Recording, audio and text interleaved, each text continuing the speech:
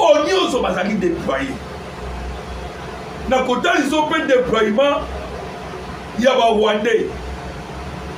C'est là où vous allez comprendre que makambo ezali kokende na vitesse ya kosakana te.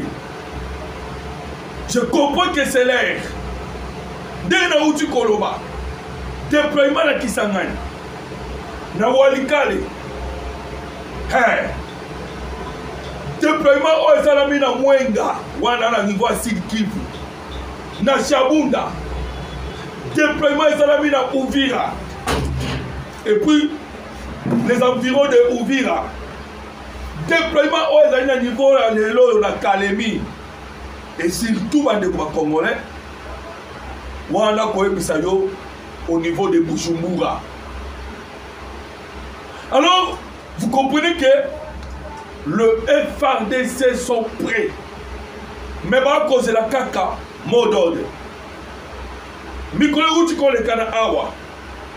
Bon, on a dit déjà 30 camions pleins de militaires ou burundais. Nanga Koloba. En direction, toujours à côté, il y a au plateau, ou à côté à Minembwe, bande de Congolais. Et à Ouana Koye Bisayoke, l'ennemi peut de sa part, il peut à quelque chose se préparer.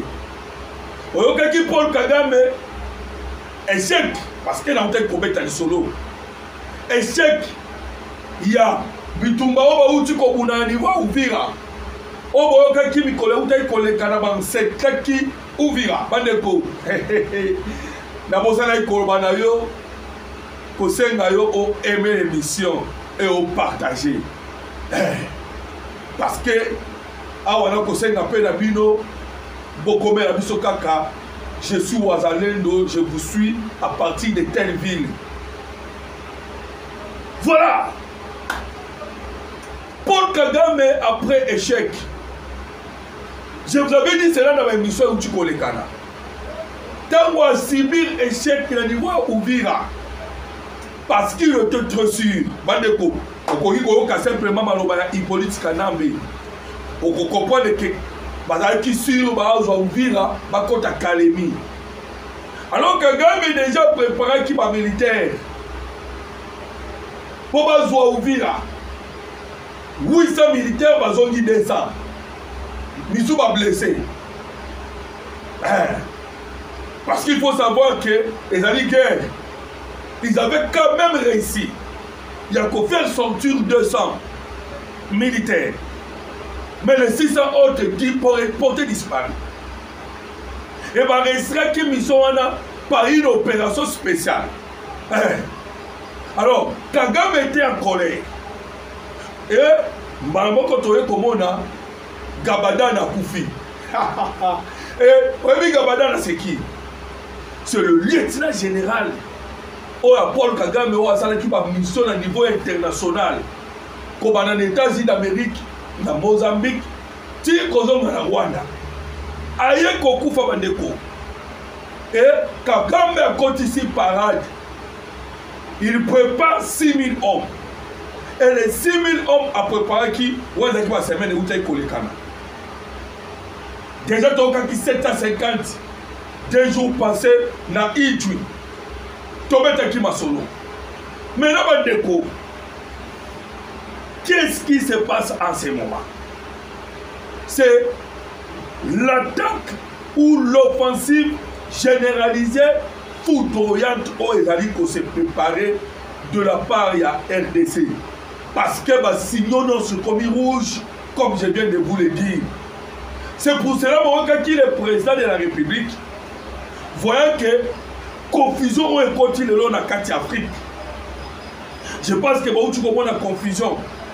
Dans la carte Afrique, le SADC ainsi que le EAC, Bassangani et Lomo contre la République démocratique du Congo. Le président Patali dit à quel point qu'on s'allie dans la communauté des États d'Afrique centrale. Voilà, Boyokaki Burundi a Kozwa, présidence. Il y a une communauté des États d'Afrique centrale. Alors, la guerre se prépare. Pourquoi na koloba bongo? Parce que le processus de Washington, na processus ya Doha, Paul Kagame a kimi comme d'habitude. Je vous dis, lui, il pensait que le corps va mettre Ramasolo dans Qatar, Qatar a Kolanda, la logique. Il y a l'isolo, il y a Otokobenga, il y a pillage systématique au travers. Mais laissez-moi vous dire que la minute aussi c'est Balou qui neuf. Qatar, la minute où Tiki Rwanda, a comme la République démocratique du Congo. Je vous l'ai dit, Bandeko Congolais. A Tiki Rwanda, comme la République démocratique du Congo. Denge Bokoma Soro, Kazakhstan. Bandeko Congolais, Kazakhstan, c'est un grand pays. Parce que le président Tshisekedi, en ce moment, a allé dans le Kazakhstan. Qu'est-ce qu'il est allé faire dans le Kazakhstan? Le président de la République dans le Kazakhstan a tenu le concours Paul Kagame. Parce que c'est le seul pays dans le moment où Rwanda a collaboré au travers de l'organisation internationale ou de l'organisation et coopérative islamique. Kagame qui kokota kuna na kata organisation wana. Ne passe pas quelque chose la liaison na Kazakhstan. Le pays où on Kozambo Kaouchouké. Et ce pays-là, il compare ça à Kagame Minduki. Et Kagame de son tour, il n'est pas aux minéraux, il a vu son pays Sabaron. Ah, depuis que les États-Unis d'Amérique ont coincé le Rwanda dans le plan économique, il y a mafia. Et Kazakhstan a compris que non, il a coopéré sous na Paul Kagame exactement. Bandeko, yoka coopération entre Kazakhstan na Rwanda. Pour nous dire que la militaire Tshisekedi a détruit les relations entre les Rwandais avec le Kazakhstan. Le Kazakhstan, bandeko Congolais, uranium, gaz, est-ce que Rwanda a ça? Mais Rwanda a opéré ça Kazakhstan. On les engrais chimiques. Une coopération économique spéciale entre le Kazakhstan et le Rwanda. Alors, son rôle, il y a Kazakhstan, na Rwanda, et là qui pourquoi, à travers l'Afrique de l'Est, marcher à EAC et corridor vers la RDC. Alors, vous comprenez que le Kazakhstan et le Rwanda partageaient une stratégie. Et cette stratégie est là qui est liée sur la technologie. Et ça qui est lié sur quoi? Sur le minerai. Et ça qui est lié sur la ONU. Vous savez que le Rwanda a le troisième contributeur à la casque blé. Au niveau des Nations Unies.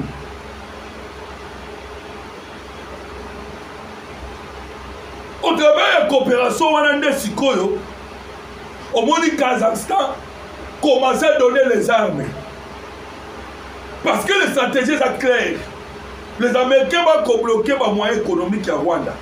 Dès que les minéraux rwandais, en ce moment, nous sommes bien à Est à Congo. Place à côté qui a dit. Alors, on va marcher dans le pays qui se sent bloqué. Voilà maintenant Tshisekedi profite pour aller négocier dans le Kazakhstan. Parce que le Kazakhstan, Rwanda n'a mauvais génie. N'a intelligence, il y a ma mère. Alors qu'on profite de la minerai, la biso va cette technologie, il y a dernière génération. Et surtout dans la numérique. Les alliés ont écrit noir sur blanc. Relation entre Yoka. Kazakhstan investit dans le science, l'innovation et dans la coopération académique et technologique et avec le Rwanda.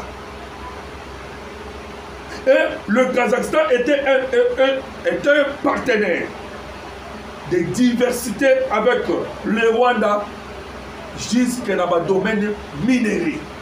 Alors, c'est clair Mais au Kazakhstan, il y a quoi penser qui invitation. Le président de la République, Félix Antoine Tshisekedi Tshilombo, pour que maintenant, Bakoma Kozwa minéré officiellement, on va en pour ça. Et surtout, dans la confrontation, coopération, on va au niveau de l'ONU. Voilà l'objectif pour voyager à Mozamboka. L'objectif, il y a voyage à Mozamboka, c'est aller bloquer le Rwanda. Alors, est-ce que le Rwanda a comme un problème avec le Kazakhstan? Donc, vous comprenez que le pays Rwanda, les États-Unis d'Amérique, Royaume-Uni, Allemagne, Qatar, Kazakhstan, les Congolais, c'est clair à ce moment, ils veulent collaborer avec la RDC directement. Hey, Makabouya au Kenya, gauche droite est insulté. Voilà pourquoi Kagame a lié la guerre. A lié la guerre pour continuer Kozwa. Ndengazaki Kozwa. Natama Hippolyte Kanambe. C'est ainsi que Bako travaillait pour que les retours à Hippolyte Kanambe et Salama. Donc, au monde, ce qu'on a mis à perdre ma relation avec le Royaume-Uni. Parce que minerai le Royaume-Uni est côté soutenu. Depuis que sanctionné qu'il aura Skandou Canadien Skabarebe par les Américains. L'Union européenne côté moi dans le Tengu. Mais déjà, ma querelle est déjà c'est comment qu'il est niveau ya Europe Mobimba. C'est ainsi que bon comme on a la Belgique déjà changé de position. Alors oui, non, pas question. Il faut que tu que ne causes légalement dans RDC.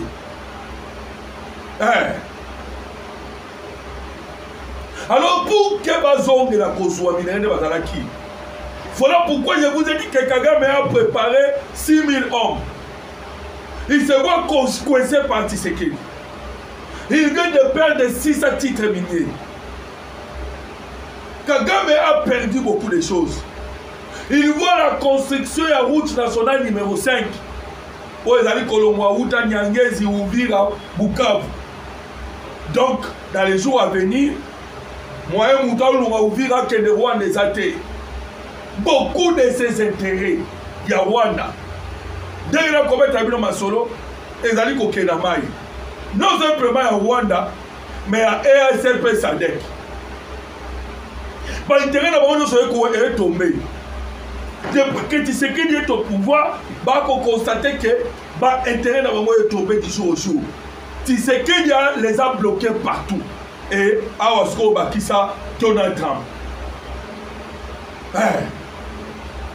Alors, je vous avais dit la fois dernière pour la Balanda quitter. Mais ça qui dit que le directeur de l'enseignement, Yabaï français, à ça la qui déclaration pour la Colomba. Dans Paul Kagame pour l'acheter. Alors vous comprenez que Kagame pour l'acheter, cela veut dire que Kagame ne croyez pas le bac qui n'a pas sa combattre. C'est qu'il y a beaucoup. C'est clair. Pourquoi les Français de Balobi? Ils allaient clairement de Congolais. Alors, l'offensive généralisée. Kagame a consenti l'attaque est trop de partout. Du Burundi, de Ovira, du Mwenga, passant par Chabunda, Oyeko Kena Walikale. Qu'est-ce qui se passe? Tu as comme il m'a dit, Walikale. Lorsque vous qui Makabouya Ouvira Kolekana, Wazalendo, très en colère, il faut qu'Aka Ndeko Gassita Alomwa. Alors que Bangola Kacha manœuvre wana, Bazakida Koko a quelques infiltrés. Bandeko, je vous dis que les Wazalendo tellement sages qu'ils sont, qu'il y a quelques infiltrés. Mais en même temps, vous avez commis un solo lobby. En même temps, lorsque tu as commis un solo Gassita, Joe Kande, Bango de Yababi Bendani ou Pazi en pète. de vigilage oyo eza penepene ya pinga wana toza na kati ya walikale. Qu'est-ce que Kagame cherchait? elongo na bato na ye AFC M23 bazalaki koluka bazwa l'aéroport de Pinga. Webi ke bandeko ngai ekosekisa ngai parce que je vous dis que tu as gagné guerre. Je sais pourquoi je suis en train de vous dire. Donc Kagame a koluka zwa aéroport de Pinga po basala na ngoni basala na ngoni aéroport. Vous sentez vraiment que l'échec qu'ils ont pensé à Paul Kagame, mais il est en train de forcer. Bandeko, à cause d'un aéroport à Pingani, parce que déjà RDC a déjà un verrou aérien. À ce qu'il y a un aéroport à Minengi, il y a Minengi. Kagame a joué un aéroport à Minengi. Mais avion qui t'attend, et comme il y a un drone où tu as Bujumbura répété. Où tu as Bujumbura répété. Même l'aéroport Pinga Koluka Osana Oni. Parce que déjà à partir qui s'en a dit Tokobeta. Alors, comprenez que Ezali Bitumba Mouto a échoué. Parce que Mandeko, Bilo Boka qui va rapport au Kolekana. Il y a human rights. N'est-ce pas ici dans cimetière incontestable. Les lots sont qui ont créé au sending up vidéo. Parce que na souka na popé ça au numéro na ngai. Vous me demandez vidéo na pesi au monde na miso moko. De cimetière. Alors que la roi n'a guerre réalité. Alors moi il y a mensonge joine ko le katé. Mensonge joine ko le katé. Les lots. Alors Mandeko, tous les signaux et la kisi déjà que le moment de l'attaque généralisée commis pour la récupération Yaba Mabele Nabiso Oyebi nini réunion kele ko sala mana niveau Afrique du Sud et réunion wana salamaki ba ko senga dialogue ba ko senga dialogue o esengeli salema mais bazui réponse. Vous savez que bayi SSC Kobanga qui va kende mais Massad Boulos déjà 4 qui va au niveau ya Vatican. À quel est le coup de la pape? Aïe, ici pape. Mais, bisous au Kekuna na Congo, c'est l'un des temps partis d'Ingaï. Pour que tu négocies ça, conflit dans le niveau est de la République démocratique du Congo. Mais malheureusement, Bassangwa et SSC5 sont en train de soutenir la rébellion. Point de réaction. Il y a Massad Boulos envers le pape. Massad Boulos est allé accuser Bassango Nabino, Bassango et SSC5 et pas un pape. Voilà maintenant, difficulté de monde qui a fait l'unicité. Maintenant, les églises de réveil. Bango église de réveil, bah, il Sangani. Bah, il y a une option, bah, tiens la messa. Voilà pourquoi je suis en train de vous dire que l'attaque généralisée se prépare déjà. Parce que Bandeko, il y a église de réveil. Oh, les points qu'ils ont mis sur la table. Dialogue et côte à terre. Kagame ne jure que sur le dialogue. Des autres que ce n'est même pas Kagame et Moko, ainsi que la France. Parce qu'ils ont juré qu'il y a un dialogue. Pourquoi? Parce que dans le dialogue, dès qu'on permet de bango, basons dans la institution. Voilà Kagame a côté sa bajan naïe, France pas côté sa bajan naïe. Alors, yo kaba na quoi église de réveil. Parce que 6 points qui doivent être respectés avant le dialogue et quota. Balobi premièrement quoi? Babi dialogue na biso senge biso to sala. Et c'est que les dialogues ya ba Congolais na ba Congolais. Deuxièmement, balobi que avant ton compte à dialogue, d'abord il faut que le processus de Washington ainsi que de Doha et comme à la Coco, à la Souka et bon tu peux m'bouma à ouais tu es compte à dialogue. Alors maintenant vous comprenez déjà ils allaient bloquer auto Kobenga Mamuna Congo. Va bloquer. Alors le troisième point parmi ma point qui balobi ke dialogue ekoki kosetenir te en dehors ya baconstitution congolaise na respect ya bainstitution légalement établie.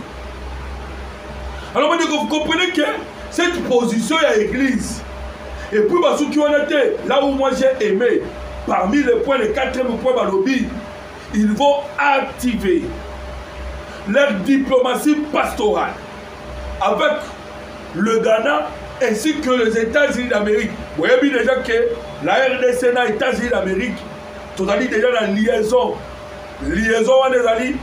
liaison spirituelle. Le pasteur Travis. Alors, que Bisona RDC dernièrement, on a aussi comme on a continué maman la prière quand on a la République démocratique du Congo. Donc, ce qu'on t'a dit bien, la volonté, les pasteurs des églises de réveil, Bandeko, Awa, Kamwezaka, Kagame, Akiti Saminduki, les M23 Bacha Minduki la C. Si cela n'est pas le cas, moment et comment il y a attaque généralisée. L'attaque, parce que je vous ai commencé par vous dire dès le début de l'émission que nos FAD sont positionnés déjà. Vous savez que déjà plus de 100 000 militaires qu'on avait recrutés. Vous voyez bien, Jean-Pierre Mbembe, Lomona Bandeko Moussoussou, travailler qui tout ces esprits de 100 000 militaires, à Ouaton Kobet Aminomation va déjà déployer. Alors vous imaginez, Charia attaque quoi de vous avez. Imaginez attaque quoi. Et en plus, je vous assure que les lots, nous sommes en collaboration avec le service de renseignement américain. Dans le bac à moi, on m'a même les tueurs ont été surpris. Parce que dans la guerre, l'une des choses les plus importantes, c'est que on a infiltré dans yo et pas l'ennemi. Et puis, on a un service de renseignement à ma casse. Quand vous avez Kagame, il est capable de venir jusqu'à Kinshasa, Pekozoua. Le président Tshisekedi, il comptait de qui dans la banane. Dans la Tiwewe, dans la JCF, dans la traître, dans 48 officiers. Oyokaki Kagame a collé là. Oyokaki Kabila a collé là. Oyoki Fondation Crypton Balela qui. Ces officiers-là. Tant vous avez un ennemi à coller là, officier. Comprenez que vous avez collé là, c'est mon officier. Comprenez que vous avez collaboré là, officier. Alors, Mandeko, on a quand même sur la République démocratique du Congo commis déjà un état de force. Il y a quoi ça karaté.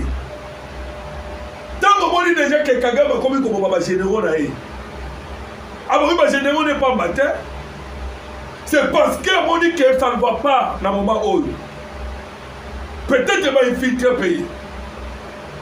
On dit que l'Américain va sa vie, non?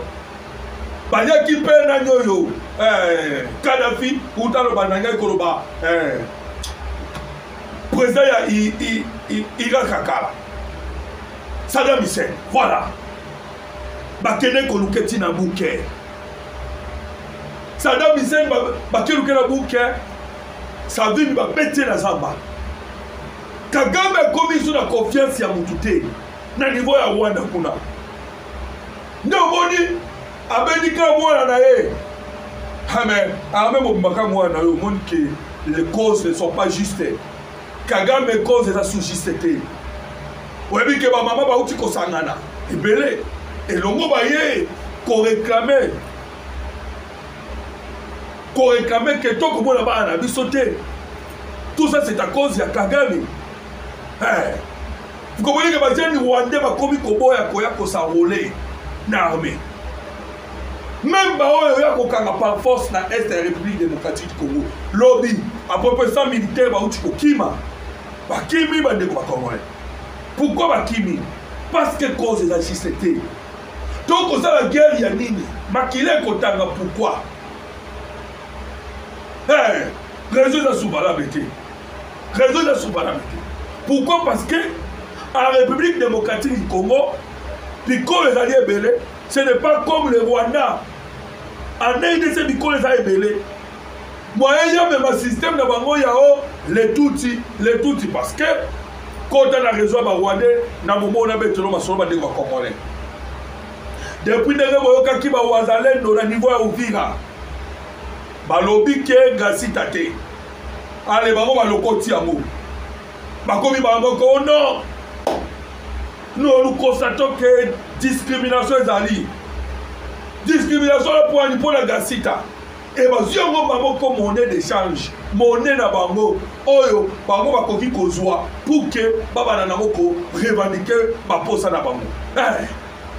Alors bandeko, je vous dis que guerre oyo ezali koya, l'offensive généralisée ezali komonana.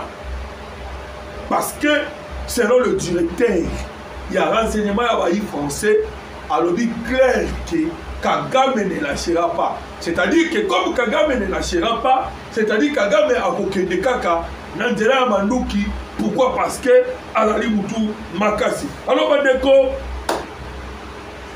nakosi sa kobete ya bino dossier en toyo. Nini elekani na toyo. À chaque fois les M23 sont en difficulté.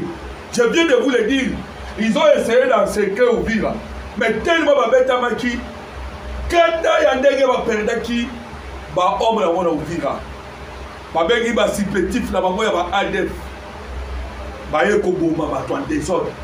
Nantoyo. Ou à tout le territoire ya Loubé européen Beni. 70 morts. Jusque là bandeko. Alors, on comprend que Omoni, Moïse Katumbi Babimi. Lorsque les M23 tuent, Moïse Katumbi Babimi. Mais là, Babimi. Oh non! Pourquoi on a tué? Tous nous regrettons. Et nous savons que c'est le Rwanda. C'est le même réseau. Vous allez toujours observer que Bango Babima Kaka, lorsque les M23 sont en difficulté, tout comme vous allez sentir le silence. Tant que Katumbi Kabila en difficulté, ou procès son ressources, au moins c'est là qu'il y a un procès Moïse Katumbi, Bakoya pe Bakobima, Ebele. Maintenant, nous avons Congolais de partout. Bozaki tellement Ebele, Bozaki Koanabiso en direct. La chaîne Nabino, chaîne Nabiso. Voilà pourquoi je vous demande avant de quitter, aimer l'émission et partager. Numéro de le plus 243 89 40 330 80. Merci.